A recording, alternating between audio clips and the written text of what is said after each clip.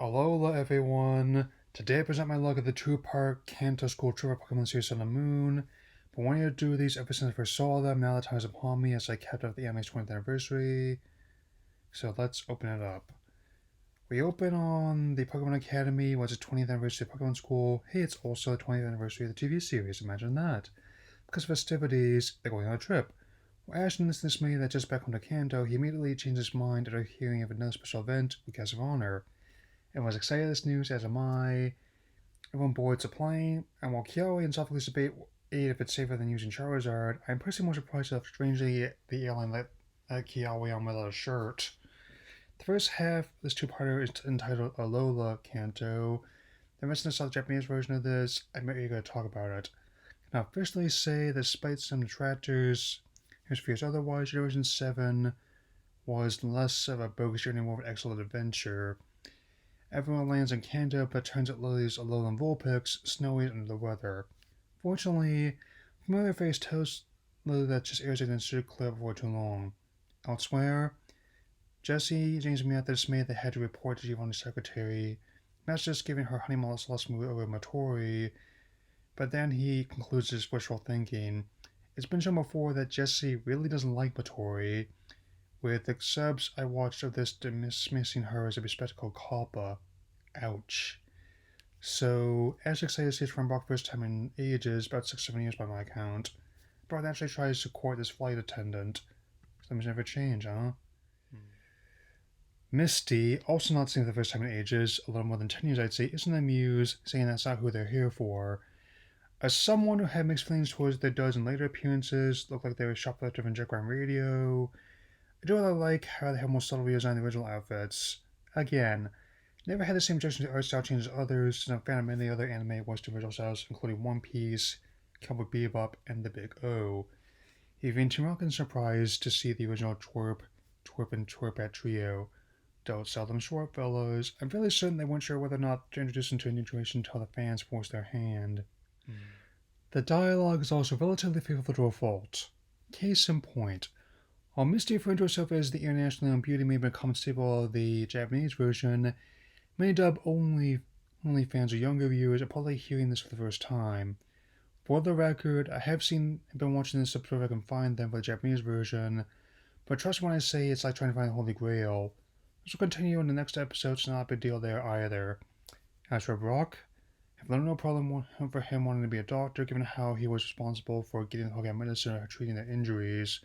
Furthermore, when he mentions that he's a former peer gym leader, either watch the specials after the Diamond and Pearl or you didn't. Bottom line, Zakira's brother Forrester, and it's complicated. After everyone is introduced, everyone heads to Oak Labs, and Rotom is amazed at family resemblance. Always amusing to have a bunch of eccentric but intelligent individuals named for trees, isn't it? So, one of the things they do with the labs compare/contrast the differences between Alolan and Cantonian Pokemon, but first, you seem to get tramped by stray Tauros. Highly amusing. Even after 20 years, I still haven't seen an episode that I can't legally show here. Now to use this gag when I start doing this in the Moon series, but what the hey. Other students check out the Pokemon at the ranch, and hilarity ensues. Kiawe gets singed by the flames of Rapidash, Mela almost inhales the fumes of Vileplume, so he's talking about overcharged against Tony and Raichu, and even Roto joins the fun as a request to do the Kanto Pokedex, and snaps a shot Squirtle Squad. The comparisons start when the Cantonian Executor seems a bit surprised by the Zalolan form's length. If I paraphrase someone I read about, sometimes a leaf stone is just a leaf stone. Next we're comparing Geodudes, which will come up again in the second part. When comparing Muk, Ash is so happy to see him that he winds up getting smothered for the umpteenth time. That pile of ooze was rather affectionate for being little borderline excrement, even won a few battles that way. Once it gets to Dotrio, Kiawe gives the one from Kanto his wig before Ash clarifies that all Dotrio from Kanto are bald. Mine's that viral video I see sometimes. The comparisons with the Alola Marowak finish, and not as Kiawe's a bit more of a hothead than the games, the way Kiawe caught is different too. After a ruckus, the Pokemon all scatter around the lab, and breaks out to find them, gives them flashbacks to some key episodes of the original series. The first a glimpse of by a Butterfree in Bo's Reverse Garden, it's meant to be very memorable in hindsight. Even with the oddness of being a show about a series of video games, it managed to skip the stigma many adaptations have had over the years. It's like how the older art style Susie's flashbacks given Ashmi with this larvatar. It's also one of Charles' burning ambitions, which is my favorite episode of Johto. Last, but definitely not least, is Gotta Catch It Later, which definitely felt more like a finale than the episode that followed it. Home Alone could have been a prologue to AG and would have worked a lot better. And some regularly says I enjoyed every moment of our journey. I know that feeling.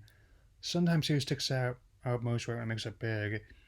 Same reason why Captain Offense might know Captain Kirk, but not Captain Archer. It's why they would recognize Darth Vader but not Saw's Ventress, if you get my drift. As Bulbasaur, an ambassador of the sorts, helps Rainian summon the air and grass types in garden before greeting Ash. Long after, Lana finds a Popplio in a lake nearby, and she dives in after it. Earlier episodes showed she has swimsuit on under her usual outfit, and once again surprised Disney XD in her disrobing to make the dive. Misty follows suit. She is wearing a bikini similar to her one from the games, under her tank top, shorts, and sneakers. From Popplio swimming among all the other water Pokemon overall, I'm quite pleased Dub kept this scene and got it past the radar. YouTubers reading too much into things notwithstanding. Get your mind out of the gutter. Only a few stragglers remain, but everyone has a bail after running into an overeager Onyx. Everyone's gathered together, but they're kept by T-Rock's new mecha, which is controlled like a mobile fighter or a Jaeger. Not only are the combined attacks of Dusk Lycanroc, Misty Staryu, and Brock's Crobat able to free everyone and destroy the robot, Beware actually drops from a plane and starts flying T-Rock back to a low level discard the engine part. Flying bears. Only more dangerous than flying crocodiles. Something an old friend came up with, something you might have to Google it. Once you know it, Jigglypuff also appears in all the wreckage. When one falls asleep on her music, the old gag about her drawing on everyone's faces comes back for the first time since near the end of the first season of Advanced. It's hard to show everyone's face like this, but some of their makeup is better unfortunate, especially in Kiawe and Sophocles' case. The World Game Party cares about barbecue, and one Pokemon has eluded Roto and completing the Pokédex for Kanto. Mew. Of course, that pink scamp has eluded Red and Giovanni alike since 1996. Most Kukui also tells everyone there's another surprise tomorrow, which I will detail in the second half. I also don't mind too much that the amber colored drink that Kukui was having appears to have green tea colored green, like a Surge or Mountain Dew. If you were to do this kind of edit, at least make it somewhat plausible. I mean, a brew turns into a soda pop so easily, just ask Master Roshi. So we close on the first part of this is by heading to Cerulean City for a gym battle. I'll talk about this in the next part. Now, as we enter the second half, we see everyone waiting to have a battle between Brock and Misty redesigned Cerulean Gym. Ash also mentions he won the Boulder Badge and Cascade Badge before, though Brock and Misty can see it wasn't in the conventional sense. Bottom line, convince Brock that his path is not the one he should be following. They save the bacon of Misty's sisters, Daisy, Violet, and Lily. So everyone decides to have informal multi-battles and revamp gyms, test their skills. Kukui, which is great interest, and how everyone will do with this challenge with the episode entitled When Regions Collide. First up is Misty versus Mal and Lana, later followed by Brock versus Kiawe and Sophocles, and again Ash against both of his original besties. Also, the bit I mentioned in the first half about Misty referring to her Pokemon as her beauties and steadies will probably get confused some dub-only viewers, as while the most common in the Japanese version, she never addressed her Pokemon as such when Porky's had the dub. While Mal and Lana put up a good fight, Misty's ultimately able to win thanks to Psyduck's headache. Of course, that borderline Kappa came in handy more than once. Next up is Sophocles and Kiawe against Brock. The Sophocles does get Alola and continuing Judo mixed up.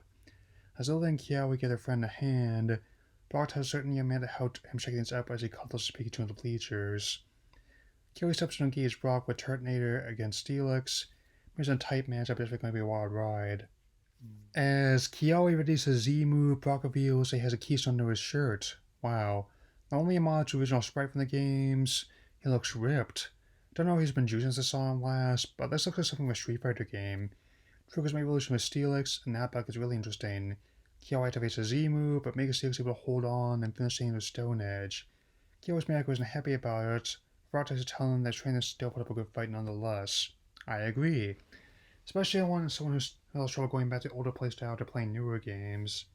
The field changes for Ash's battle with Misty. Despite Kiawe and Sophocles' concerns, Ash just searching to be fine. So, it's his Pikachu against Misty's Gyarados. Well, Gyarados is powerful on its own, It turns out she has a keystone on her as well in her hair tie. As she does make over her Pokemon, she does oppose homage which right from the games. These episodes are just rival callbacks, aren't they? Even though Mega Gyarados has plenty of countermeasures, as Pikachu showed they call long wait since Pikachu trying to say no because he liked Misty. Because their Z power through the Hurricane with their combined might. Hates. Ash and Pikachu are victorious, and everyone's given commemorative replicas of Older Badge and Cascade Badge for their time there. Chris expressed interest in making his own Pokemon League as well, seeing everyone's efforts. There's getting huffy about there not being one Alola. Joke's on you. Before everyone else heads back to Alola, they vow to meet again. Everyone takes a trip back, and Jellyfish hitch a ride on the tail fin of the plane. Still safer than flying united. We officially close this two-parter in this season on Beware, trekking back to Alola, much to Team Rocket's dismay.